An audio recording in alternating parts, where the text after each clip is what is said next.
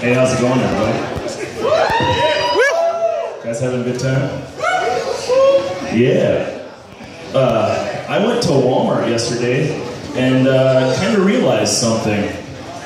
If I see somebody smiling in there, I automatically assume they're handicapped in some way. Because how could you be that excited about a 12-pack of tube socks? I mean, big grins. Like, I'm in there just dreading my whole life.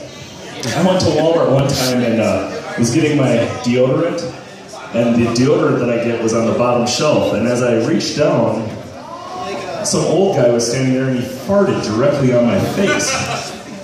I was like, oh, that's awesome. And I looked at him and he had no idea. He was just farting in Walmart. It's just what he does. Just comes to Walmart to fart on people. Yeah, that's new, sorry. So today's my sister's birthday. Yeah, happy birthday to her, even though she's on the other side of the country. But like, I love my sister. Like, she's the greatest woman I know. But she's totally different from me. Like, she saved every penny she owned, or like ever earned. And I had to dig for change in my glove compartment to buy this beer. Yeah, it's sad, I know. So, I work in a restaurant. I'm a cook. Yeah, thanks.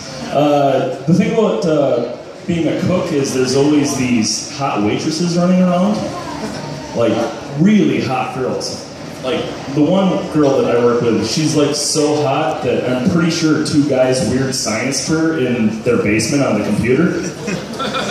And like, if she lived 300 years ago, other women would have accused her of witchcraft out of spite. Like, they would have burned her at the stake for how hot she is.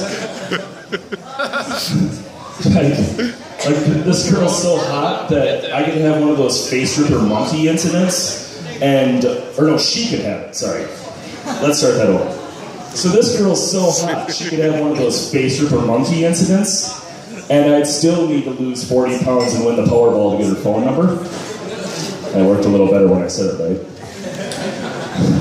But then you meet the guy that a girl like that dates, and you're trying to figure out how it works.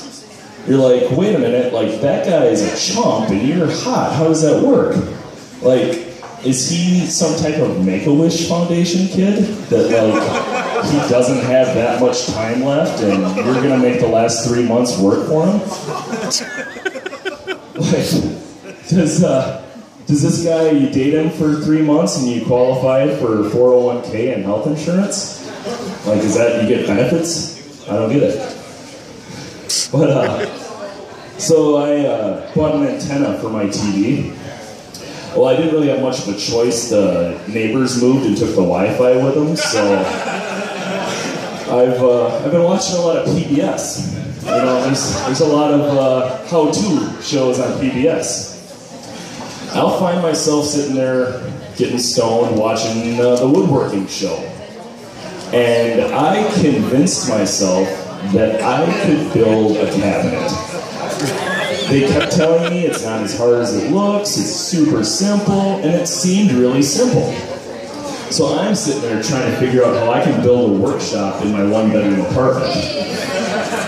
And it doesn't, it's just stupid. Like, I sit there for a little while and the sober Derek kicks in and goes, you know you can't do that. You can't build a wood shop in your upstairs apartment, that's stupid.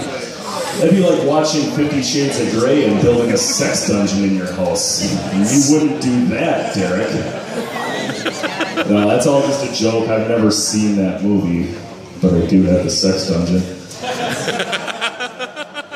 Yeah?